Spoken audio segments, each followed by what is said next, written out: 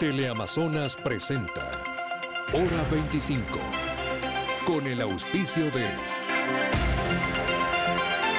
Formamos parte del ranking de instituciones Simago con más de 5,000 artículos indexados y somos partners de National Geographic Learning. Somos Uniandes.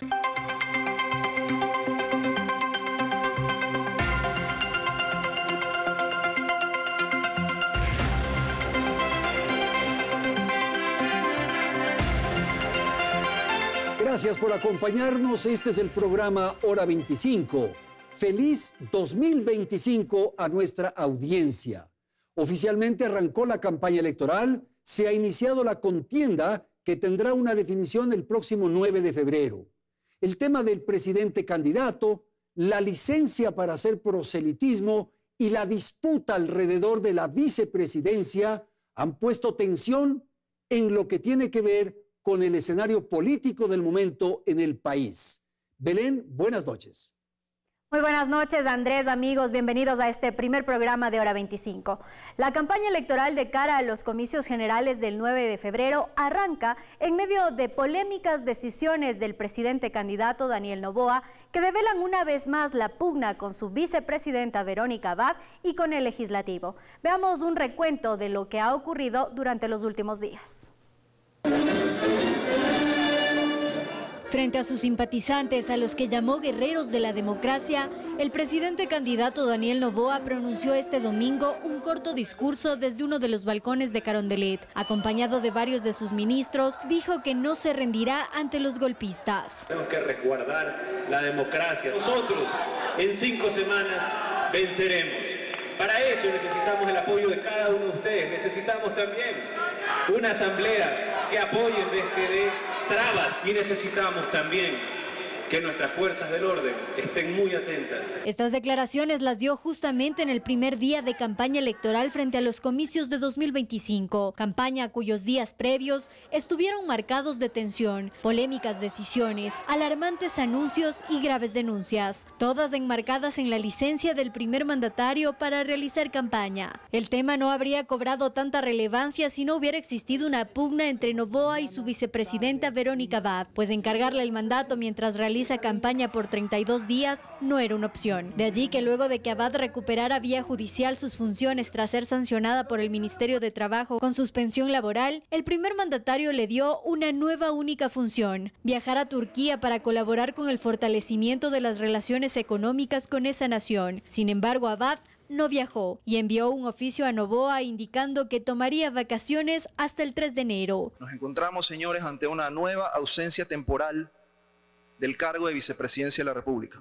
Frente a esos hechos, el presidente Daniel Noboa, bajo decreto ejecutivo, nombró a la secretaria de Planificación, Saría Moya, como vicepresidenta temporal hasta el 22 de enero o hasta que Abad viaje a Turquía. Pero Moya se excusó argumentando motivos de salud y en un segundo decreto Noboa designó a Cynthia Yelibert como la vicepresidenta temporal. La bancada oficialista alertaba ya de un intento de golpe de Estado. Lo único que quieren generar en el país es un golpe de Estado, generar el caos. Y horas más tarde, Abad publicaba este video. Me dirijo a ustedes para anunciar que el 5 de enero del 2025 asumiré la presidencia constitucional de la República del Ecuador. Ante estas declaraciones que ponían en tensión al país, las Fuerzas Armadas, a través de este comunicado, señalaron que al no ser deliberantes, acataban las disposiciones del presidente Daniel Noboa. Tras ello, la asamblea que sesionó la noche del sábado y en donde se presumía se pronunciarían sobre la licencia de Noboa, únicamente trató la licencia para los legisladores candidatos y con 79 votos a favor, aprobó disponer el uso de licencia para todos los asambleístas candidatos hasta el 9 de febrero. Nosotros hemos sido claros y enfáticos.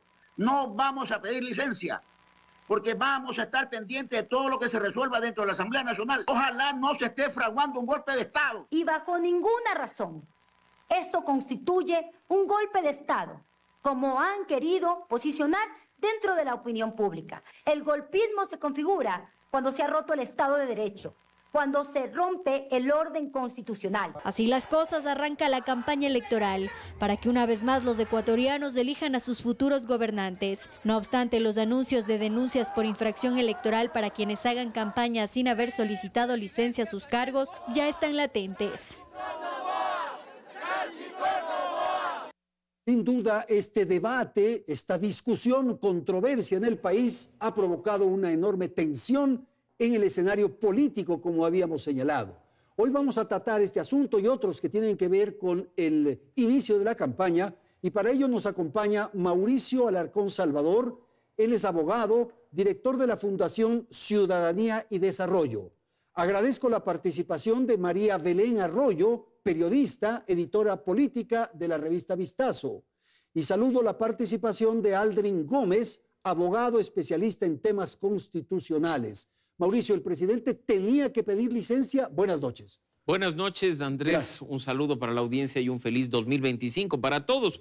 Un gusto compartir este espacio con Aldrin y con María Belén. El presidente tenía que pedir licencia. Acá entrar en leguleyadas de cómo una sentencia interpretativa de la Corte Constitucional permite o no permite, deja o no deja, debería ni siquiera ser parte del debate y la discusión nacional. Si recurrimos a la memoria, que por desgracia es muy cortoplacista en nuestro país, de por qué el Código de la Democracia con claridad estableció esa obligación.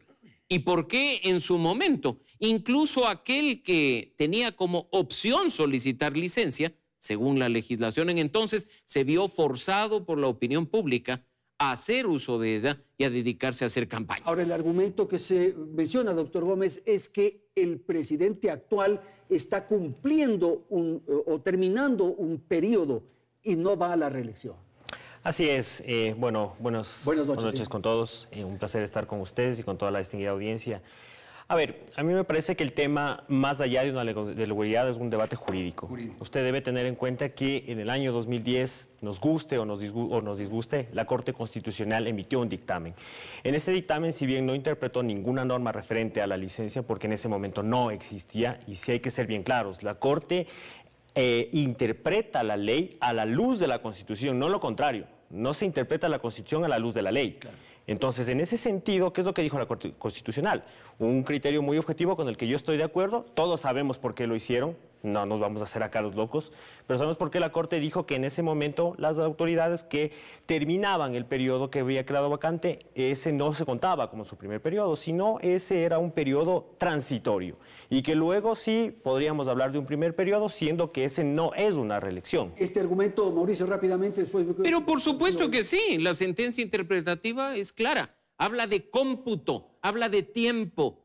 Pero la licencia para alguien que puede ser autoridad y candidato a la vez, tiene por objetivo que no se malutilicen los recursos públicos. Y a eso es a lo que apunta el tema. Acá, claro, Daniel Noboa ha tenido 18 meses de gracia, de un periodo de transición. Si gana la elección, apenas entrará a su primer periodo. Pero como bien lo dice Aldrin, esa sentencia de hace muchos años, que ni siquiera tiene que ver con una reforma que se estableció en el año 2020 de forma puntual, trata el tema de por qué se tiene que obligatoriamente pedir licencia para hacer campaña. Ok, terminamos esto con usted nuevamente, Aldrin. Lo que yo pienso es que uno no puede entender la reelección por un lado y reelección para otra cosa. Es decir, si la Corte Constitucional dijo que el límite establecido en la Constitución referente al cómputo del término tiene que ver con la reelección, yo no puedo decir está bien, entiendo la reelección solo para el cómputo del término y para el tema de la licencia, que también es otra limitación al ejercicio en ese momento del cargo.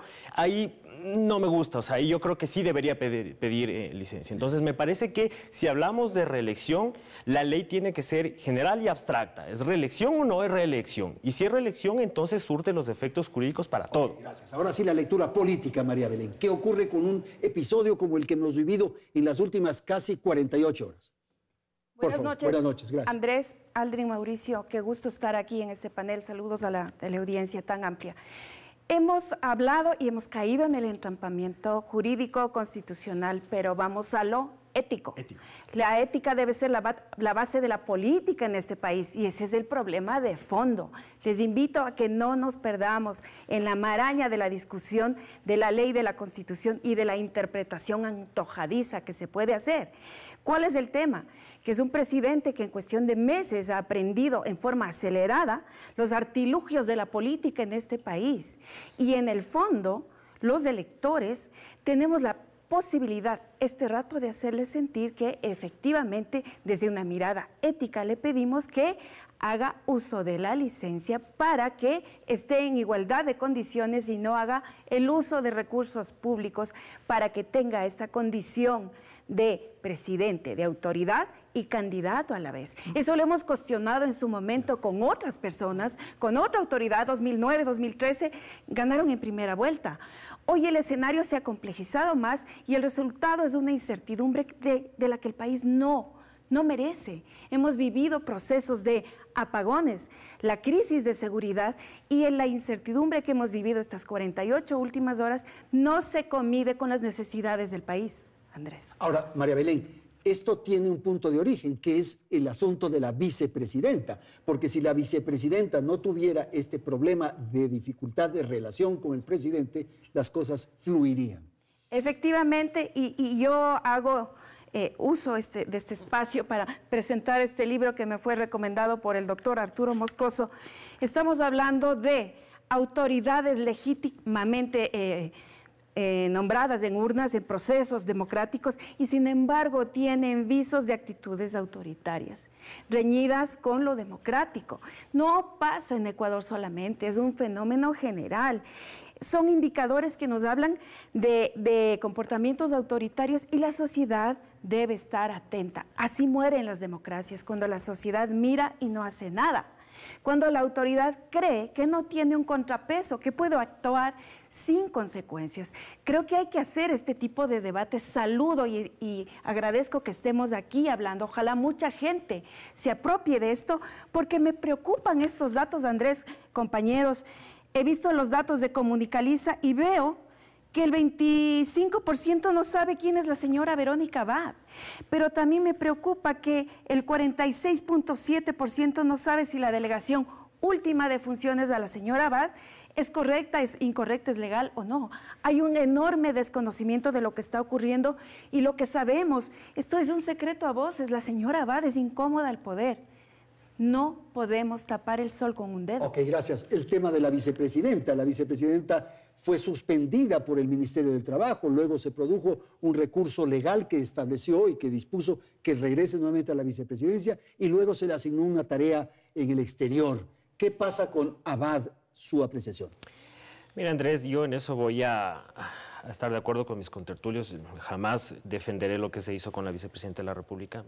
Naturalmente, su destitución, su sanción, fue un acto irregular, inconstitucional, y así lo decidió valientemente una jueza de acá de Quito. En ese sentido, me parece yo que los políticos tienen que hacerse cargo también de los nombramientos que hacen. Eso es muy importante. Una cosa es que yo defienda jurídicamente que no se necesita licencia, y otra muy distinta, que tú le tengas al país en este jugueteo, perdone que use ese término, de nombro, no nombro, ahora le nombro a esta persona, cuando la vicepresidenta fue elegida en urnas. Y los casos de ausencia temporal o definitiva están definidos en la Constitución y en la ley. Y aquí no se ha configurado ningún tipo de ausencia. Entonces, meternos en eso sí es someterle a la ciudadanía a una situación compleja. ¿Y qué ocurre con la nueva vicepresidenta? Me cuesta trabajo pronunciar el apellido. Gelibert. Gelibert, por favor. Y yo solo voy a decir una cosa, la vicepresidenta sigue siendo la señora Abad. Es ella la vicepresidenta. Es ella la vicepresidenta de la República. O sea, ¿y qué va a ocurrir con la nueva vicepresidenta? ¿Puede ser sometida a tribunales, a las cortes por arrogación de funciones? Es que esperemos que no se meta en ese lío, ¿no? Porque ya, claro, o sea, ejercer funciones sin tener la competencia para hacerlo, eso sí es un delito. Ok, Mauricio. El panorama es claro y coincido con Aldrin en el tema, Andrés, de que los políticos tienen que hacerse responsables de las decisiones que toman. ¿Quién eligió a la señora Abad? Daniel Noboa. Que hayan tenido problemas durante la campaña y que una vez ganada la elección se haya producido una ruptura total, no es ni debe ser motivo para que el país entero durante más de un año pague los platos rotos. Recursos del Estado utilizados a discreción, ministros tratando de ponerse en bandeja de oro, haciendo méritos al presidente para ver si es que las cosas funcionan. Otros que ya incluso en otras instituciones, como en el Consejo de Participación Ciudadana, ya han sido decapitados a propósito de querer ponerse también al servicio del poder del turno y ver si es que pescan algo a río revuelto. Ahí está la consecuencia. Lo cierto es que se eligió a la señora Abad. No nos gusta a muchos. Personalmente no coincido con ella en muchos de los criterios que ha expresado, pero es la vicepresidenta de la República. Y acá no podemos, en una rueda de prensa o en una declaración pública, tener a un ministro determinando la existencia de una ausencia temporal cuando eso no le compete ni siquiera al presidente de la República. Parece que algunos, una vez que están en el poder, piensan que este va a ser eterno. Y creo que regresando a ver unos añitos atrás nos daremos cuenta de que ni siquiera aquellos que daban por sentado un gobierno de 300 años han podido gozar de largo de impunidad respecto de los abusos que han cometido. Y Abad tenía que pedirles permiso, más bien, para las vacaciones, autorización para las vacaciones. Pero como cualquier persona, si se va de vacaciones, la comunica. Noboa, comunicas vacaciones ante la Secretaría de la Administración Pública, la Secretaría que manda en la Presidencia. Las vacaciones de un presidente o de un vicepresidente no las autoriza la Asamblea Nacional. ¿Qué tenía que hacer? O sea, cuando el presidente manda un oficio y le dice a la Asamblea, me voy a ausentar del país y esta es mi comitiva y aquí está el decreto, la Asamblea le va a decir, no, aquí se queda. No, es un tema de comunicar autorizaciones de la Asamblea Nacional o del presidente para hacer uso de vacaciones, de ninguna forma. Y tampoco, Andrés, las vacaciones te quitan el cargo que estás ocupando, pues. Sí, pues. María Belén, las instituciones aquí nuevamente. Sí. ¿Qué ocurre con la Corte Constitucional? ¿Qué sucede con las Fuerzas Armadas del Ecuador? ¿Qué pasa con los tribunales electorales, con el Tribunal Contencioso Electoral? En fin, por favor.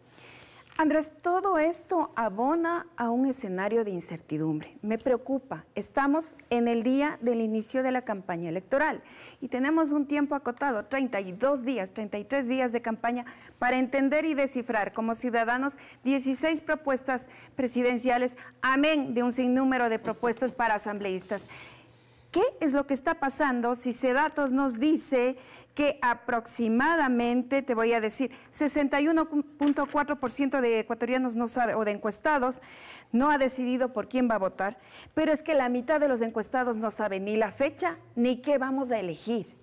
Salgamos del entrampamiento institucional donde están disputas de poder en juego, démosle el nombre que tiene. Esta es una disputa de poder y tratemos como ciudadanía de entender que está también tras bambalinas, y Mauricio puede acotarlo con mucha más autoridad que yo. Detrás de este escenario de las elecciones está la configuración de los organismos que van a nombrar las autoridades de control. No nos perdamos ni perdamos de vista esto. En abril 2025 fenece el periodo para el cual fue elegida una fiscal general. ¿Qué quiere decir? Y la señora fiscal hoy está en goce de licencia por un tema de maternidad, que, ojo, fue puesto en duda por algunas personas y eso es inverosímil, pero así ha ocurrido, porque en este país ocurren estas cosas, se da un uso político electoral de hechos a espaldas de lo que los electores están necesitando. ¿Qué está pidiendo la gente ahora? Seguridad, tranquilidad y encontrar un trabajo.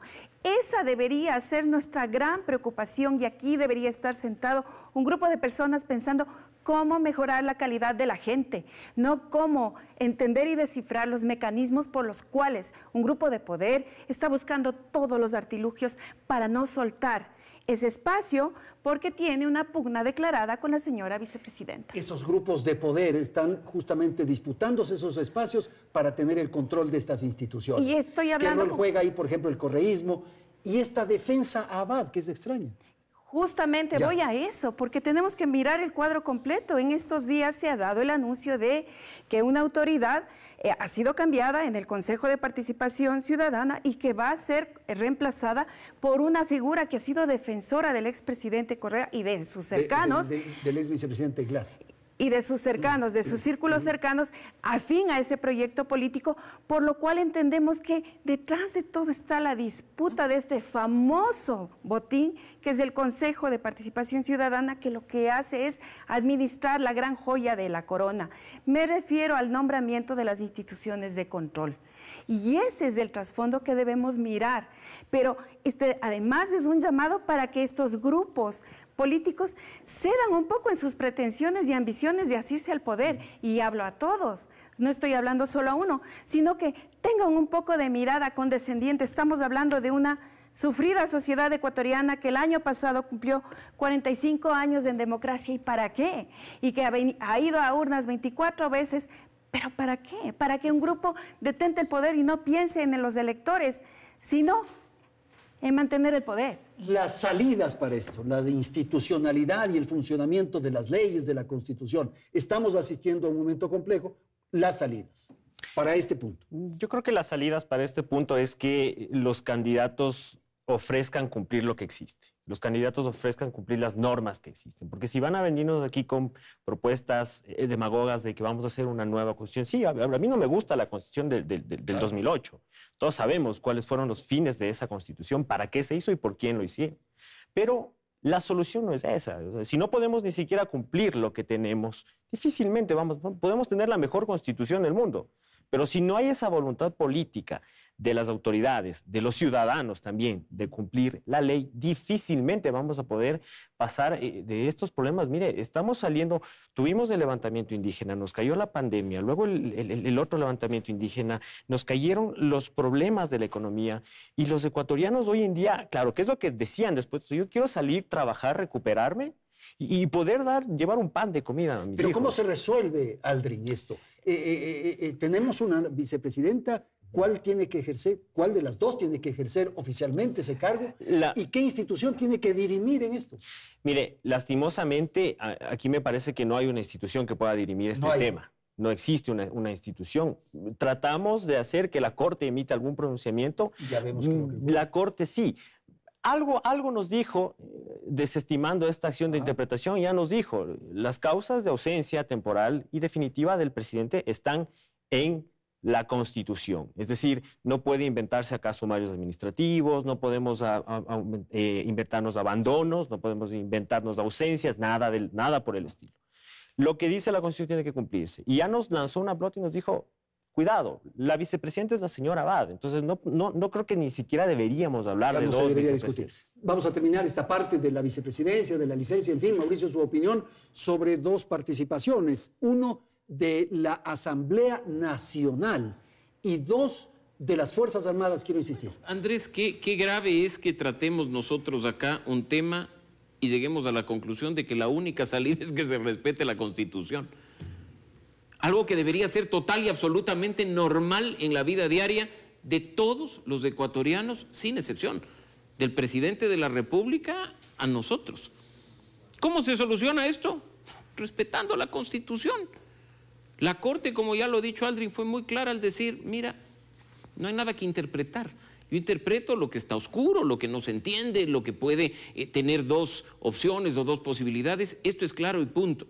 Y entonces entramos al tema de llegar al extremo de una asamblea que mediante resolución exige el cumplimiento de la Constitución y de la ley.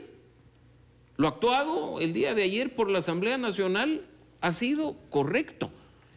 No necesariamente enmarcado en la Constitución y la ley, porque no se necesita, pues, aprobar una resolución para mandar a la gente a una licencia obligatoria, pero en buena hora que se ha hecho para precautelar en alguna medida este tema. Y después, que es algo muy preocupante, el segundo punto que tú mencionas, tener que, desde la señora Abad, pedir respaldo de las Fuerzas Armadas y desde las Fuerzas Armadas salir a prácticamente declararse garantes de la democracia, cuando la Constitución, nuevamente, establece con claridad cuál es el rol de las Fuerzas Armadas y qué es lo que tiene que hacer en un caso como este. Ok, hoy empezó, como hemos señalado insistentemente, arrancó ya la campaña electoral de modo oficial. Tenemos entonces algunos aportes que tienen que ver con lo que ocurre alrededor de este debate electoral que se presenta en el país.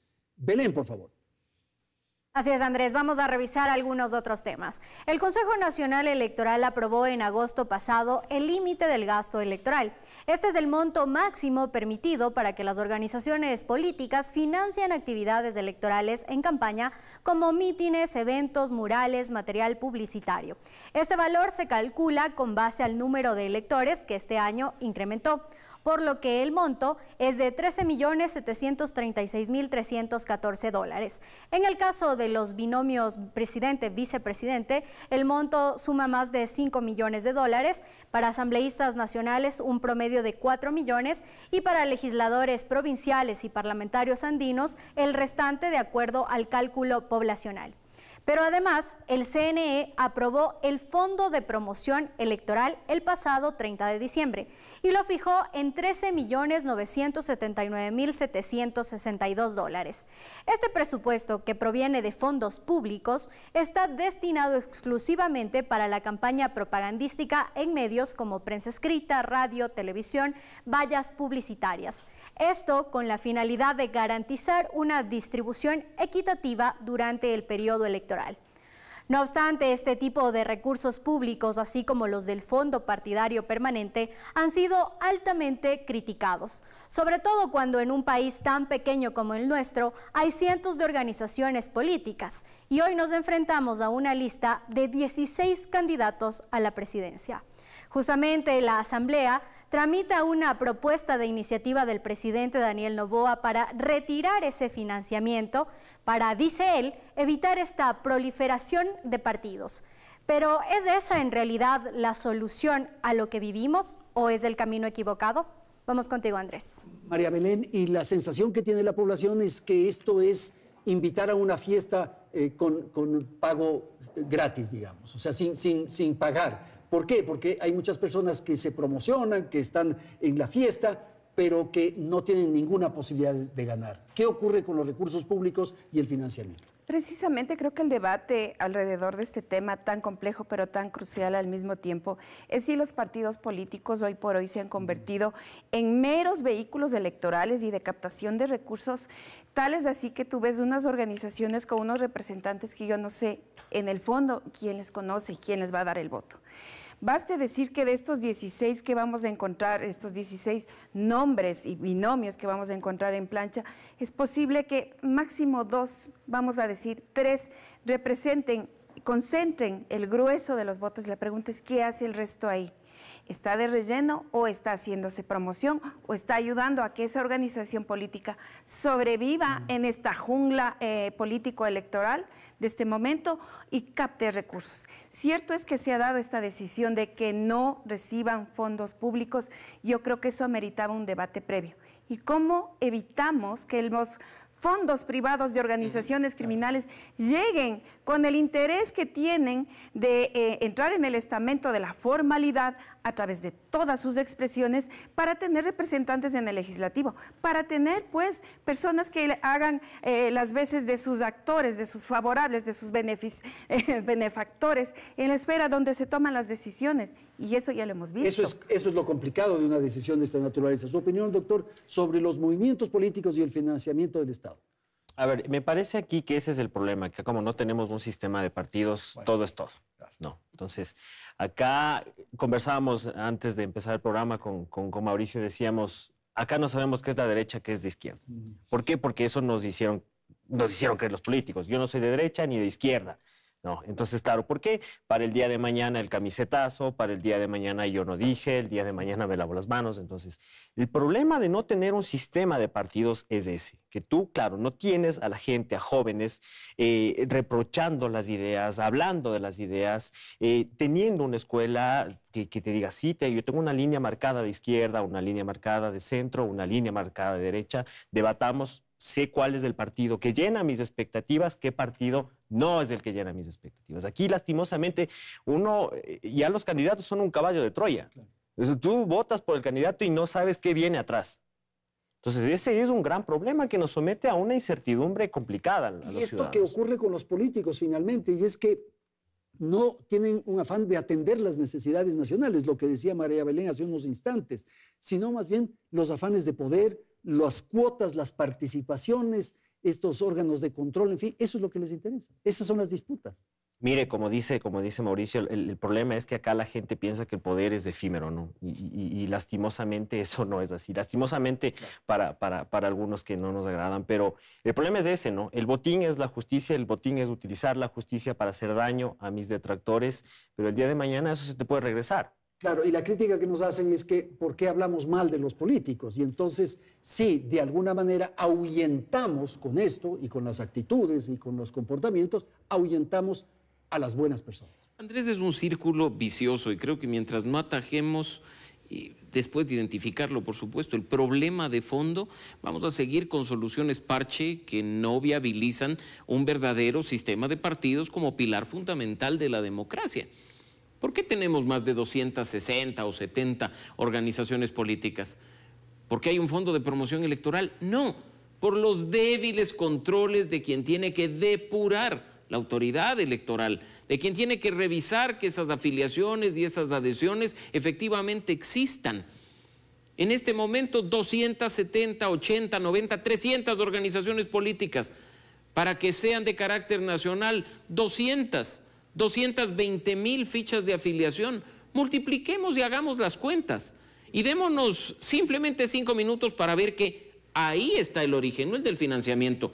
Desde mi línea ideológica, el liberalismo es terrible que financiemos con fondos públicos las campañas electorales, pero ir, como ya lo ha dicho muy acertadamente Belén, al otro extremo de cortar el financiamiento es abrir las puertas para que con más fuerza el narcotráfico, el crimen organizado y los grandes grupos de corrupción empiecen a financiar las campañas para poner a sus alfiles en el poder. Hacemos una pausa, atendemos información publicitaria, en un instante retornamos y seguimos hablando del arranque de la campaña y los protagonistas de esta gesta que se va a desarrollar y se va a concretar el próximo 9 de febrero. Ya volvemos.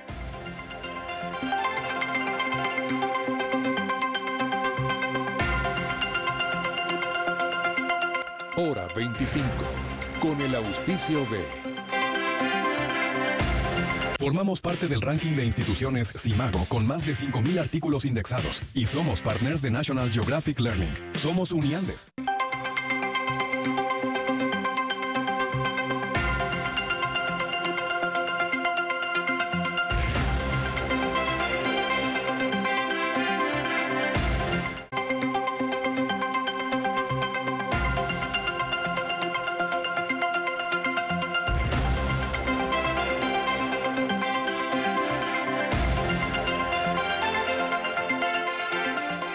Con más, amigos. Como mencionábamos ya en el bloque anterior, una vez más la lista de quienes aspiran llegar a Carondelet es larga. 16 rostros en una papeleta. De ellos, 2 despuntan en las encuestas, Daniel Noboa y Luisa González. No se avisora por ahora una tercera opción, pero eso podría cambiar una vez que finalice la campaña.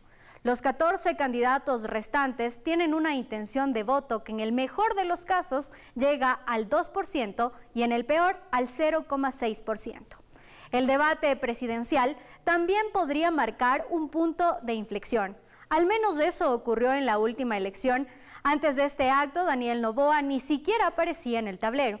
Pero han señalado varios analistas que su desempeño en el debate lo posicionó en las preferencias de los electores. Así, una carrera hacia la presidencia que inició con muy pocas expectativas se convirtió en la ganadora. ¿Eso puede volver a ocurrir? ¿Hay la posibilidad de una tercera vía? Voy contigo, Andrés. Quisiera, Aldrin, su apreciación respecto a lo que hemos escuchado y lo que sucede en una circunstancia como la que se ha iniciado en un periodo tan corto de campaña. El tema de la frivolidad, el asunto de las redes sociales, la falta de propuestas fundamentales, digamos, y la opción de que haya un tercer candidato, una tercera vía. ¿Usted advierte que eso es posible o ya no? Mire, yo creo que la política ecuatoriana es bastante impredecible y lo sabemos por lo que pasó con el presidente Noboa, ¿no? Nadie se esperaba que el presidente Noboa sea electo para el cargo. Y eso, claro, se lo debe, como lo decía Belén, al tema del debate presidencial, ¿no? Y a mí no me parece que fue un gran desempeño del presidente. En realidad lo que hizo fue no quedar mal. Y eso en un debate presidencial es bastante bueno, lastimosamente, ¿no? No es que tuvo un desempeño positivo, lo que hizo es no tener un desempeño negativo y listo. Eso fue lo que le subió pues el rating, digámoslo así, al presidente de la República y eso fue lo que le llevó al cargo el día de hoy. Ahora, lastimosamente, el hecho de pues, mantener esa neutralidad por parte de los políticos es lo que nos tiene así, y es lo que son los defectos de esa falta de sistema de partidos, de no asumir una posición, de no tomar una posición y decir, esta es mi propuesta de campaña, estas van a ser las soluciones reales. Lastimosamente, mantener ese debate en un lenguaje neutro solo podemos hacer no sé, los analistas, los observadores, pero tienen que jugárselas. Tienen que jugárselas y tienen que decir las cosas como son, en su momento. Y hay un actor fundamental, María Belén, que es Rafael Correa. A mí me parece que este es un elemento que hay que ponerlo en una conversación. Rafael Correa provoca un anticorreísmo, para ponerlo en los términos que conocemos, y en tal virtud cualquiera que represente eso va a tener la aceptación de una buena mayoría de los ecuatorianos. Gracias, Andrés, por la pregunta. Cito los datos que revisé de la encuesta de diciembre de Comunicaliza, que menciona que el 34.2% de encuestados no se considera ni correísta ni anticorreísta, y me parece muy consistente con unos datos que habíamos publicado meses atrás en Vistazo, que los hicieron los expertos matemáticos @izquierdo a partir de un análisis real del padrón actual para 2025, y nos dice que el 33% de electores tiene de 19 a 34 años. ¿Qué quiere decir? Que es un grupo de electores que quizás no tenga esta memoria histórica, este recuerdo de qué pasó entre 2007 y 2017, porque eran muy jóvenes, porque eran muy pequeños, no tenían mucha conciencia, oía o no le constaban las cosas. Quizás este grupo de electores es el que hoy nos puede dar digamos, un comportamiento electoral que se aleje de estas polarizaciones. Pero no pierdas de vista, Andrés y amigos, el 26% tiene de 36 a 49 años. El 18% de los electores para este proceso tiene de 50 a 64 años. Cito los datos @izquierdo publicados en una edición de Vistazo de los 45 años de democracia. Es decir, esta dicotomía correísmo-anticorreísmo que a algunos nos suena tan familiar, no a todos les suena tan familiar. Para algunos es algo que escucharon pero no vivieron. Pero María Belén, esta aceptación que tiene Daniel Noboa es justamente por la existencia de Correa. Entonces, con la presencia de Correa se le perdonan muchas cosas. Sumamente acertado lo que dices, pero no te olvides, Andrés. Daniel Noboa llega en 2023 no con un discurso anticorrea, no se olviden. Nos habló de conciliación y es lo que la gente decía. Ya basta, o sea, hablemos en adelante de algo propositivo, no que vaya a partir. Es a partir de febrero de este año cuando Daniel Noboa, por su ruptura con la vicepresidenta, por la ruptura también, este matrimonio tan extraño de 100 días que tuvo con estos matrimonios express que tuvo, ¿no? Con el correísmo, por eso se dio ese reparto de poder de autoridades en la Asamblea, se dio esta división, y con el tiempo hemos visto que Daniel Noboa ha extremado su discurso anticorreísta. La pregunta es una gran interrogante, pero así inmensa para mí, si eso le va a reportar nuevos o más votos, porque estamos hablando de electores, insisto, un tercio de los cuales no le consta, no vivió y por tanto no tiene una posición definida. ¿Soy correísta? No soy correísta. Ok. ¿Algo quieres decir? No. Entonces, Mauricio, ahora la palabra para ti. ¿Hasta qué punto esta elección se convierte en correísmo y anticorreísmo? Bueno, ninguna elección es igual a la pasada o a las pasadas en plural. Sí, tienen particularidades. Pero mira que una respuesta podría ser que en este momento las encuestas ponen, como ya lo indicó Belén y ustedes vieron en pantalla, a dos personas, Daniel Noboa y Luisa González. El resto de candidatos ni siquiera aparece. Ahí tú estás viendo que la polarización en este momento, independientemente de si son 40 o 60% el de los votantes que aún no deciden, está entre esos dos candidatos, en esa dicotomía correísmo-anticorreísmo. Pero de nuevo, si regresamos a ver la campaña del 23, ya lo mencionaban hace un momento, Daniel Noboa no era el candidato anticorreísta, Andrés. Los votos del anticorreísmo duro, que Belén y espío su cuaderno los tiene perfectamente bien organizados, le correspondieron a Cristian Zurita después de Fernando Villavicencio. Y en segunda vuelta se alinearon. Ahora, pues por algo el uno y el otro grupo están hablando de tratar de ganar en primera vuelta, porque saben que en segunda las cosas pueden modificarse y pueden generar un resultado muy diferente. Ahora, también creo, y tú mencionabas un punto, que bajo ese nivel de electorado, claro, las redes sociales juegan un rol muy importante, pero no hay que obviar o dejar por fuera a otros grupos de electores que están pendientes de otros espacios, que sí revisan las propuestas, que sí conocen a los candidatos, revisan sus hojas de vida y sus planes de gobierno y en función de eso también optan por una u otra candidatura. Ya que hablamos de encuestas, es preciso a continuación escuchar a Belén, que tiene un aporte adicional para la conversación que estamos manteniendo en este momento en Hora 25. Belén. Sí, Andrés, antes de que inicie la campaña electoral se divulgaron algunas encuestas sobre la intención de voto. Vamos a revisar algunas. La encuestadora Comunicaliza, por ejemplo, publicó el 31 de diciembre algunos resultados, entre los que señala que Daniel Noboa lidera la intención de voto con un 32,9% y muy cerca Luisa González con un 29,3%. Se destaca que aún hay un 17,8% que no sabe por quién votar y un 8,9% que ya ha decidido votar nulo o blanco.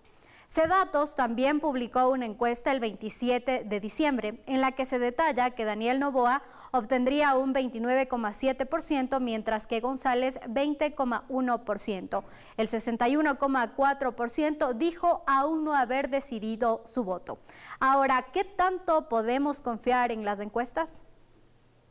Ese es el tema central. Las encuestas se han equivocado, no solamente en el Ecuador, sino en el exterior. En los propios Estados Unidos tuvieron graves dificultades. Por favor, Aldrin. Bueno, mire, aquí yo creo que acá Mauricio no me va a dejar mentir, el votante mediano juega un papel preponderante, ¿no? Ya vimos que la paradoja de Condorcet no ha sido literatura nada más, ¿no?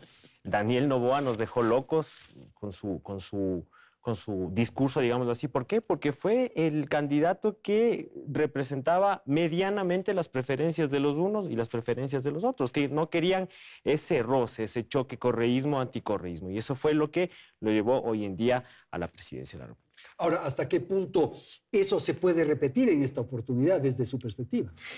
Mire, yo, como le digo, en política... En que Correa juega un papel fundamental. O sea, muchísimas gentes van a votar por Noboa o por el que sea, siempre y cuando no venga Correa, no venga el cuco.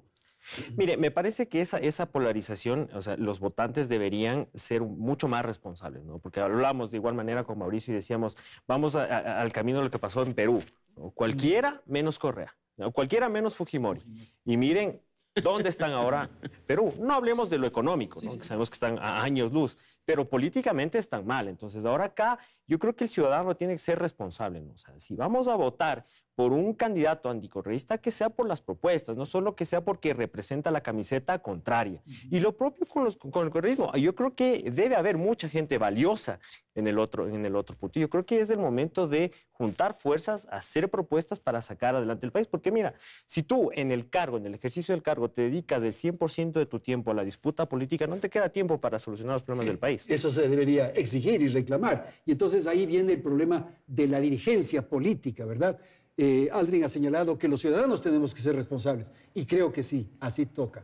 Pero quienes nos ponen los nombres y los candidatos son los partidos. Pues. Mira Andrés, si ya detectamos también las fallas en este momento de lo que ocurre con las organizaciones políticas, mal haríamos al hablar de una dirigencia.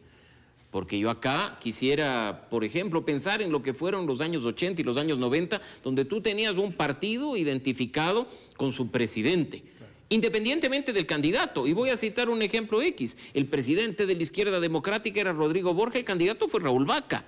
Y uno sabía cómo funcionaban las cosas. Situación similar a la de un partido social cristiano en que decías, pues, aquí está el uno y aquí está el otro. Y había la tradición de que el partido lo liberaba de la militancia, en fin. Pero ahora ya no es eso. No es ahora eso. Aparecen como representantes legales de las organizaciones políticas personas que ni siquiera aparecen en el servicio de rentas internas, personas que ni siquiera tienen sustento para decir, bueno, esta es mi trayectoria y la política me importa por esto. Ahora cualquiera tiene una organización política de garaje que se vende o se renta al mejor postor.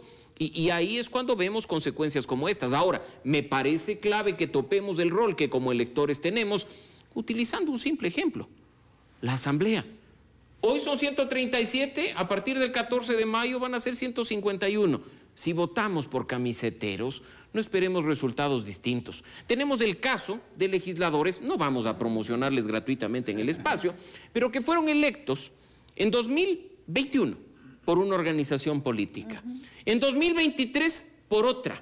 Entre el 23 y el 24 se declararon independientes y formaron parte de una bancada y hoy son candidatos por otra. 4 organizaciones políticas en 4 años. Pero no son eclécticos, son humanistas, son de centro. Castiguémosles con el voto. Que la incoherencia política, la falta de ideología y la falta de principios les pase factura. Porque somos nosotros los que les pagamos el sueldo y son ellos los que tienen que representarnos. Alguien que se camisetea de lado a lado, lo único que está buscando es un pedazo de poder para beneficio propio. La representación, justamente en atención a lo que dice Mauricio, la representación. ¿Nos representan o ellos están para tener estas prebendas de estos beneficios? Precisamente vivimos una crisis de representación por estos factores. Me gusta mucho citar al autor español Manuel Alcántara, que ha venido estudiando las élites parlamentarias de Latinoamérica por más de 20 años. Y en una entrevista que le hicimos el año anterior, él mencionaba que detecta que la crisis de los partidos políticos en Ecuador arranca más o menos en 2006. Esa crisis está mediada por varios factores. Empecemos, los partidos políticos dejan de ser intermediarios entre la sociedad y la autoridad. Dejaron ese rol de mediación y se convirtieron en simples vehículos para captar a representantes o aspirantes al poder y simplemente para mantenerse, para pervivir en el panorama. Bueno, pero es que se creó una estructura hegemónica de un partido único casi, y luego de estos 200 y pico que decía Mauricio, que son pequeñitos y sirven simplemente para prestanombres. Todo eso abonado en un escenario donde no prima el respeto a la institucionalidad, es que toda la institucionalidad está en jaque.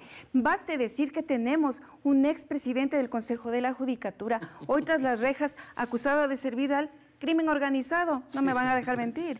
Pero además tenemos otro tipo de candidatos que uno puede decir, la única sanción moral, ética que puede imponer un elector es no darles el voto, es no decir voto nulo porque no me interesa la política. Eso es condenarse y ponerse la soga para que venga el otro y jale la soga. Entonces, es el ejercicio ciudadano, coincido Mauricio, el único que puede hacer que una democracia no muera ante la indiferencia de la sociedad. No nos queda otra que por lo menos tratar de entender. El 85% del electorado tiene internet. Busquemos planes de gobierno, averigüemos el nombre, 2 nombres, 2 apellidos. Candidato, por si acaso no estuvo en un entramado metástasis y ahora en pos de esa candidatura está disfrutando de inmunidad, no le vamos a dar el voto a esa persona. Pero lo que pasa, María Belén, es que esas propuestas o esos documentos que están en el Tribunal Electoral son letra muerta al final. Tampoco es que sirve mucho. Pero también es porque hay un descontento o una indiferencia. Yo entiendo, al común de las personas está en otros problemas, pero si a lo mejor puede hacer ejercicios de organización barrial, vamos a hacer un grupo esta semana, 1 horita, una vez por semana, para enterarnos qué candidatos hay, qué haremos. Ok, vamos a hablar de eso en el siguiente segmento, las propuestas de los candidatos. En un instante retornamos para el segmento final de Hora 25.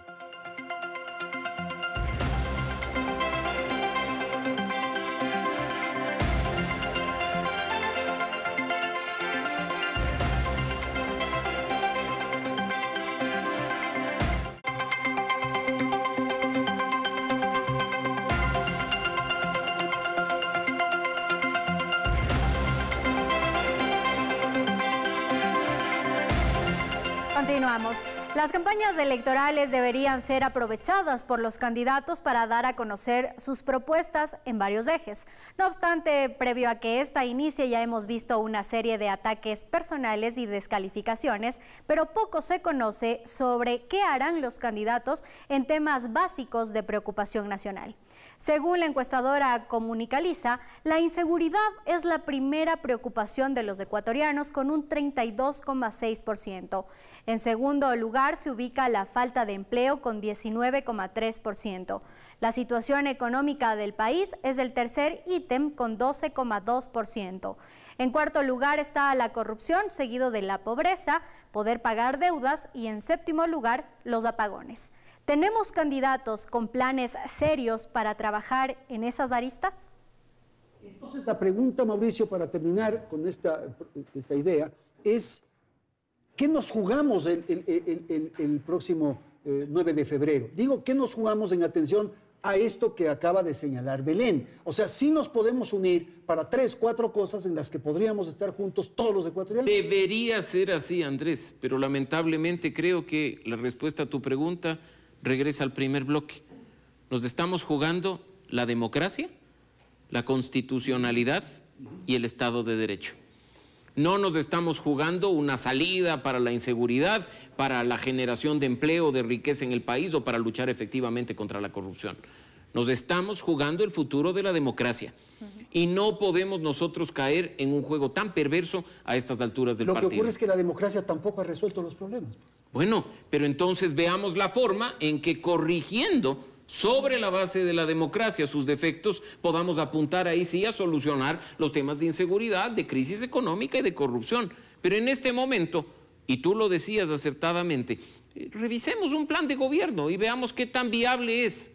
Y yo te pregunto, ¿viable si se respeta la Constitución, no? ¿Viable si se garantiza la vigencia de las leyes? Ahora, pero es probable que la ciudadanía diga, bueno, que reine el autoritarismo, pero que me resuelvan el problema. Es muy probable y ese es el peligro en Huellas de Democracia Fatigada, eso lo plantea este autor Alcántara, cuando dice que efectivamente el descontento se proyecta en el desarraigo con respecto a las instituciones y en la tendencia de la sociedad a no valorar la democracia en sí misma. ¿Por qué? Porque la sociedad está cansada. ¿De qué? De no tener una vida mejor que la que tuvo la generación anterior. La democracia no me resuelve los problemas concretos. No tengo acceso al trabajo, salgo a trabajar, he sido víctima de un tema de inseguridad. Esos son precisamente, no pueden resolverse esos elementos si no hay un compromiso, un pacto ético de todos los candidatos a cumplir la Constitución como norma para que podamos considerar sus planes de gobierno. ¿Qué te parece? Firmen un documento y digan, voy a cumplir la Constitución desde ahorita. Y todos lo hacen y entonces la sociedad procede a valorar sus propuestas de gobierno. Si nos convence este compromiso que estoy mencionando. Ahora, Aldrin, quiero un poco ya ir cerrando el programa justamente con esto que han señalado sus colegas de panel. La importancia de la Constitución. ¿Por qué es importante tener una Constitución y respetar la misma? Mira, a mí me parece que los candidatos no solo tienen que decir voy a cumplir la Constitución. A mí me parece que deben alejarse del lenguaje neutro que tanto daño nos hace a la política y decirme, ¿qué vas a hacer con seguridad? Primero, a mí me dice mucho de un político, ¿quién va a ser tu equipo de trabajo? Dímelo desde ahora. Porque yo sabiendo cuál es tu equipo de trabajo, ya tengo algo de idea de qué vas a hacer en los diferentes sectores.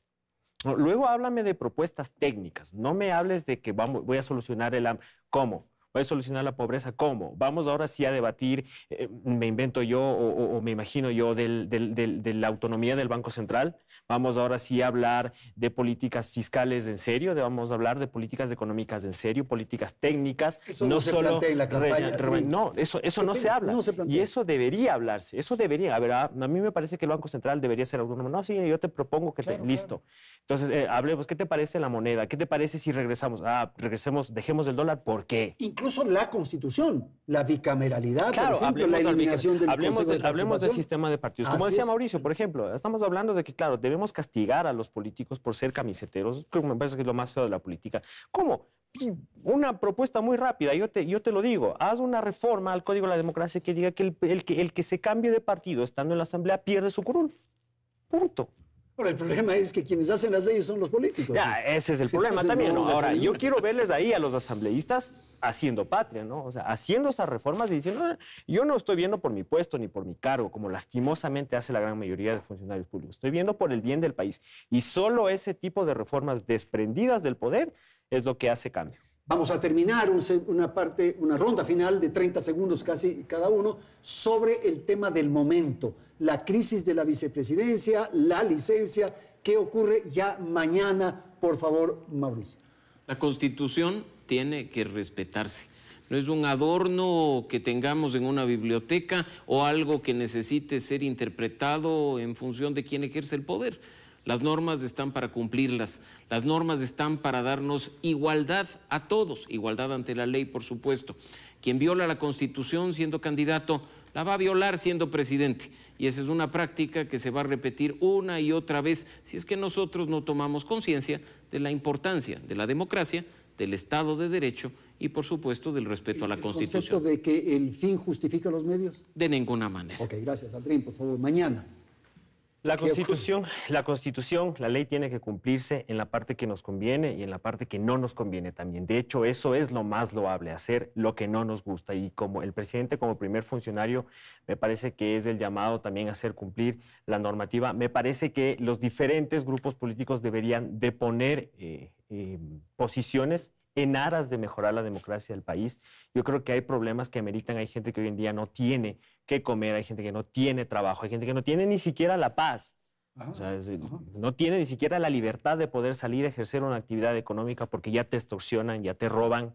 Y si no es el privado, si no es el ratero, es también el Estado, ¿no? Sí.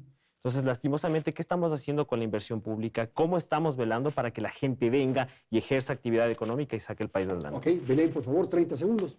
Es el Día del Periodismo Ecuatoriano. El periodista es el que trata de llevar luz a los problemas de la sociedad.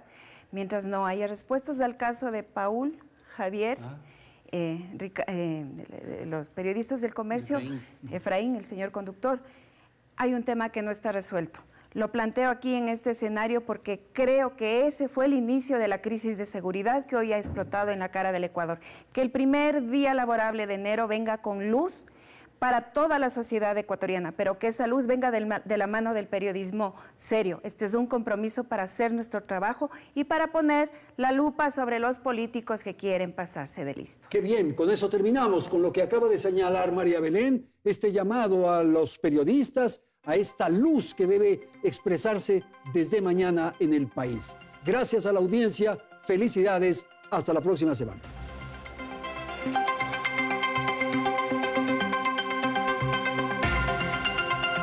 Teleamazonas presentó Hora 25, con el auspicio de... Formamos parte del ranking de instituciones Simago con más de 5,000 artículos indexados y somos partners de National Geographic Learning. Somos Uniandes.